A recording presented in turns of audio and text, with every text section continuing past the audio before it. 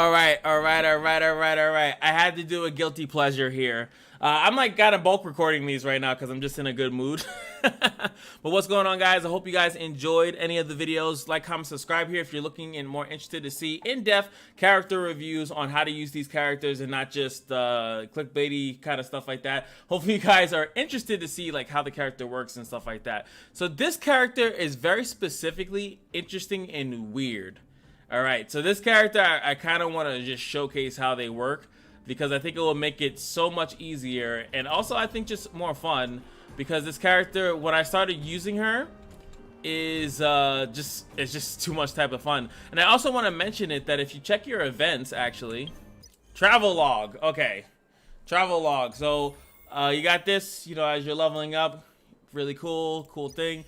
You have this where you could try out all the characters, really cool. Simulated universe, which has been fun. But also they say here, after reaching Trailblaze level 21, which I have done, clear Forgotten Hall, Memory Stage 3, which I haven't done, you will get this character for free. So you could actually utilize this character if you are interested, and maybe I'll do that. This is a permanent thing. So everyone eventually will have this character. Is she even worth it? I'll tell you one thing. She's RNG and I love it. It's really fun to use a character in like these types of games that actually deals with RNG. So let's go find a poor sap. All right, we got 4. So now wait for the tiles. Let's check out how this character works. Very interesting. She's the coolest character I think I've ever seen. All right, so we have basic. Her basic attack is Flower Pick. Tosses 1 jade tile from the suit with the fewest tiles in the hand to deal quantum damage equal to 50% of her attack. Well, we'll come back to cherries on top. It will make sense in a bit. Now, skill is to draw 2 tiles and increase the damage by 50% until the end of the current turn. This effect can be stacked up to 4 times. This turn will not end after the skill is used. So she's actually using turns, which is going to be important for other characters that are trying to do other things. Right, so I'm gonna then go over here and I'm gonna skip straight to the talent, right? So it's gonna all make sense. When an ally turn starts, how do you actually, I don't actually know how to say her name. I'm gonna call her QINGQUE. Randomly draws 1 tile from 3 different suits. You can hold up to 4 tiles at a time. If QINGQUE starts her turn with 4 tiles of the same suit, she consumes all tiles to enter the hidden hand state. While in the state, QINGQUE cannot use her skill again. At the same time, QINGQUE's attack is increased by 39%, and her basic attack turns into cherry on top. The hidden hand state ends after cherry on top is used, right? So let's go back to cherry on top. Does 120 instead of 50 to the main target, and then does 50 spread to the other ones on the side, right? And cherry on top cannot recover skill points because it's basically like an enhanced auto. So she's all about her basic attack. So this is one of the characters in the game that you absolutely don't like. If anything's like increased skill damage, you don't care about that. You're looking to increase her basic damage basically. And then she has her ultimate here, which is really cool. She deals quantum damage, AoE to everybody, and then she obtains 4 jade tiles of the same suit. So it instantaneously gives her a perfect hand, right? So this is, as you can see, I have 2 tiles of the same suit. Now if I throw one, let's make it. I lose one of the ones that I had, right? Because it's the lowest cost. Now I have a turn here, right? So you're gonna, I'm just keep your eyes here. Now I just had a turn, right? Now I have 3, right? Cool. All right, so as you can see, now I have 3 of the same suit. I'm trying to get that loveliness that is, I'm trying to get the lovely 4th suit. 1 turn went by, we were looking for it. Now they just, so I didn't get that, right? Unfortunate, right? Threw away the lowest tile, still didn't get it. This is what I'm talking about, she's so RNG. Still didn't get it. And remember, it's allies' turn, so it's not going to do anything when the enemies are taking turn. Alright, so I still haven't get it, so now I can use my skill, which is a really cool little animation that it has here. And it gives you even a more close-up view of what the hell it is. So we're going to draw, remember, we're going to draw 2 tiles here. Got it. That's the hidden state animation. And now, instead of doing that single attack, we do an AoE, well, not AoE, we do, I guess, a cone attack. Now, as you can see, she resets there. I'm going to kill off this wave real quick. Another thing that I want to mention with quantum damage, which is really cool, is it actually stacks. And the highest the stacks goes, the more damage it does. So now, one thing that I like to do with her see, as you can see, she's coming up next, right? So I could use her ultimate now. I can use her ultimate now, and then her next turn she'll have it, or I could use it and then she. What I'm about to do. I don't know. It really depends on how you want to do it. So I could use it now, so I could have all my tiles. Do another AoE, so it's an AoE pretty much on an AoE. I know the second part is a cone. It really depends on how you want to do it. Better late than never. But look, I got a thing. Slowed it down this time for you guys. Gambling, you have to choose when to strike. Gotta choose when to strike. So I'm gonna do this. I'm gonna empty out my hand. Boom. Look at the draw. And then use the skill here again. Please, please, please, please, please. Looks like victory! I love it. This is our chance. So now I use that. So I did the cone.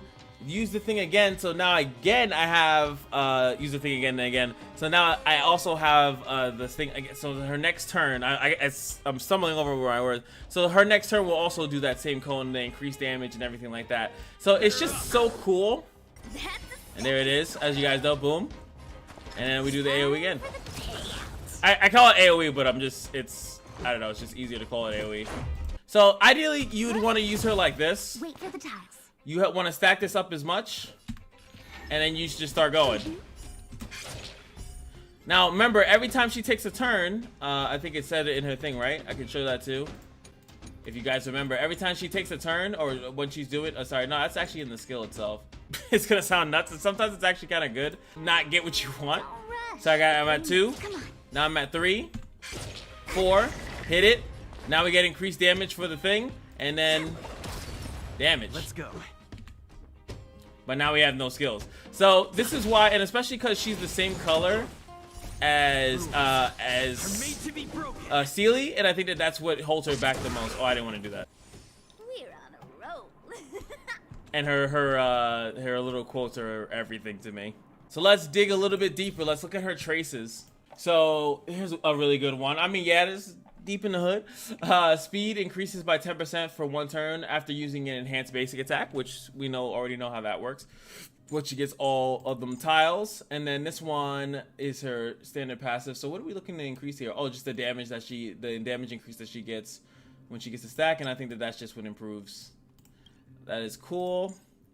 Restore 1 skill point when using the skill. This effect can only be triggered 1 time per battle. Now, what that means is that pretty much when you get to this part, which is pretty, looks like it's pretty early, you just get 1 free E. You get 1 free skill usage, which is actually pretty good. That's fantastic, actually. That changes a lot. But let's see what else she has. Toss it to the flower pick. You definitely want to level up her flower pick as much as possible, unless there's a separate tile for the cherry on top, which would be kind of silly. This is the ultimate. You just get more damage, of course. This is the scuba moon, the E, increases the damage. Also, you can get that the damage increase also goes up, which stacks pretty crazy. But remember, your skill gets cut off once you actually have 4 tiles, so it's not as the crazy thing. Uses the skill, increases damage, boost effects of attacks by an extra 10%. That's pretty cool. That's the other technique thing. So that's pretty good. Let's see what them dupes looking like. Rise through the tiles. Ultimate damage deals 10% more damage. That is very straightforward. So when I get my free version of her, this is I guess what I have to look forward to. Just dealing more damage on the ultimate. Let's see what else we got. Every time draw tile is triggered, she immediately regenerates 1 energy. Whoa, that is wait a minute. That's her. Isn't that her ninja passive? Yeah, it draws 1 tile. And then also her E draws tiles too. Dude, that's actually kind of nuts. I'm not gonna lie to you. Because like she can gain utilizing sleep of the tiles. Every time draw tile is triggered, she gains energy. You can really get energy back really quickly with that. And then use the ultimate, and then just kind of like, you don't have, like, yeah, you can utilize the skill to RNG it, but like if you get the ult, you don't have to. There's no guesswork. You use the ultimate, and then your next skill is a crazy basic attack.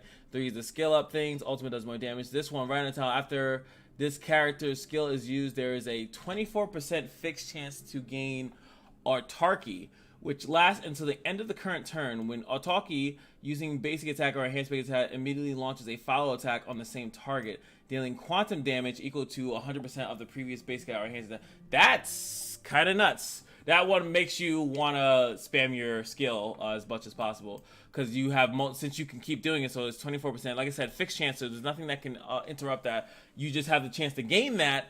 Again, this is once you get 4 copies of her, but you're basically doing like a double auto, which is kind of crazy. I would love to see what that looks like. That sounds awesome. This is just to increase your basic skill. This is important. Your basic is very important. Your ult and your talent is important too, but yeah, definitely want to get there if you can. Then prevail beyond the tiles. Recover 1 skill point after using enhance basic attack. So you get 1 skill point back after being completely greedy. You can help the team out. Super cool. Like again, this unit is extremely unique, just like super unique, and I feel like that's what makes me so drawn to her. I've never had a character that does this at all. So let's go over to Lycon. She is a Erudition character, so let's see what they got in store for us. All right, we got 2 yellows. I'm noticing that there's definitely some favoritism amongst it, and like I said, it's kind of hard for people to invest in this character because most people are summoning for Seeley at the moment. So right, so let's look at data bank. This is where we're at anyway. Increase the damage. Okay, just straight up ult damage. Okay, we like to see that. After the wearer uses their skill, additionally regenerates 8. This can only, yeah, you'd have to put a limit on that, especially for her. She would be able to spam it. But getting 8 on low level. Remember, this is a blue, right? So passkey is a blue, so I could easily max level this, and max level would be 12. To get 12 energy when I use my let me just get 12 real quick. Kind of nuts. Kind of good. What about Saga City? Uses their ultimate. Their attack is increased by 24% for 2 turns. Now that's obviously pretty good for her, because when she ults, she gets the super enhanced auto. So I could see that utilized too. Actually, all the blues actually pretty good here. This one I would care less about, so I really wouldn't use data pick. I would use passkey and Saga City, because those are 2 blues. What have the purples got? The seriousness of Breakfast. Used to wear is damage by 12% for every defeated enemy that wears attack. That's good for certain scenarios. Obviously, like the tower-ish thing, or when you're farming, that's pretty good. Let's see what else we got. Automatically disqualified. We don't do follow attacks unless we're awakened 6 or 4, whatever the hell it was. Where it regenerates 20 energy immediately upon entering battle and increases upon entering battle. That's nice, I guess, and increases ultimate damage by Don't like Genius Reposes either. Not my cup of tea. After entering the battle, increases wearer's damage based on their max energy. Damage increases by 0.20 per point of energy up to 160 energy. That could be interesting. And it actually has her in the back, and I was thinking about that because she doesn't necessarily need to always use her ultimate, right? So when she uses her ult, when she just has her ult, she's just sitting at max energy, she get a decent damage boost out of that, right? Just kind of sitting there.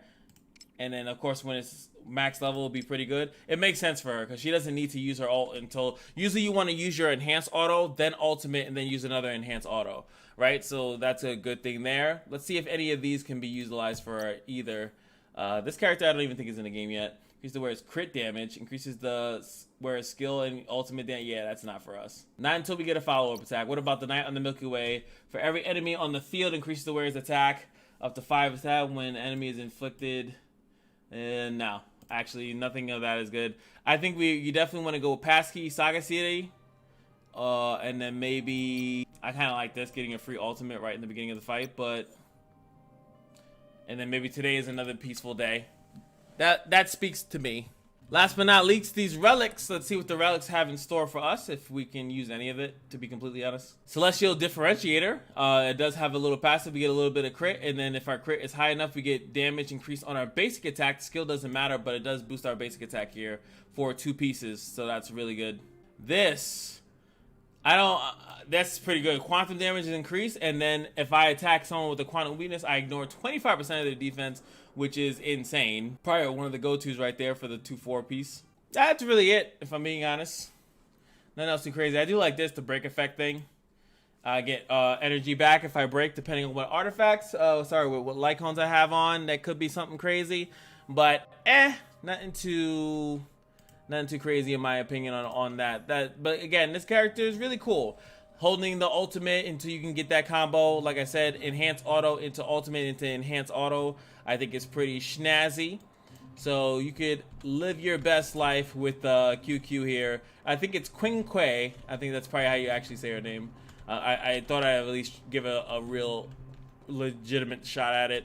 But what do you guys think of this character? Make sure you guys like, comment, subscribe. Leave me a comment below if you actually use this character or dumped her to the side. But like I said, I think she's really cool. One of my favorites. Anywho, that's going to be it for me. And I'll see you guys in the next one. Peace.